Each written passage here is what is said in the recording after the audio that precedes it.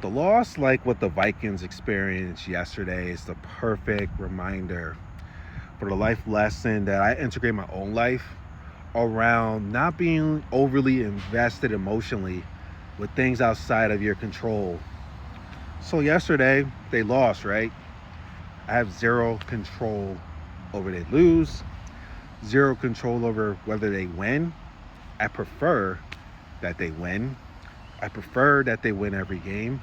I prefer that they go to the Super Bowl, but I'm not overly invested in needing them to do that. I used to. I used to be that way because my life was fucking miserable. So I was codependent on the Vikings to win so that way I could feel good about life. Feel good about myself for just that moment. It's like that little dopamine hit, that little drug hit to keep my distraction off the fact that I was fucking miserable.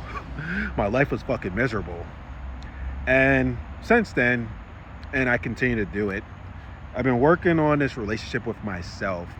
So that way I'm not codependent on a thing or someone outside of me to be my source of making me feel good. And I used to show up as well in relationship with being codependent. I need this person to do things a certain way. I need this person to be a certain way so I can feel good on the inside for just a little moment. And when they chose to do things the way they chose to, when they chose to remind me that I have zero control over what they choose to do, I will fight, I will scream, I will feel miserable, I will blame them for the reason why I'm depressed. I used to do the same thing for the Vikings too. You are the reason why I'm depressed right now because you're not winning, you're not playing your potential, and you're the reason why I'm upset, you're the reason why I'm depressed. I'm not going to deny the fact that it is upsetting when this team I'm emotionally invested in isn't playing to the potential and playing pretty shitty, but my depression was already there. It just was reflecting the depression had going on internally that I was avoiding by being codependent on this team to win.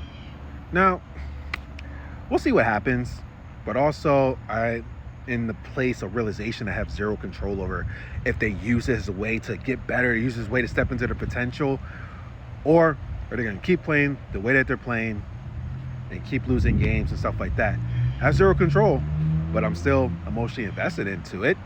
I'm still going to watch the game. I'm still going to process the emotions from it, but I'm no longer codependent on this team to do things in a certain way that has zero control over, because I'm focused on what I have control over, which is how I choose to process the upsetness that happens when they lose, but also control what I do with that moving forward.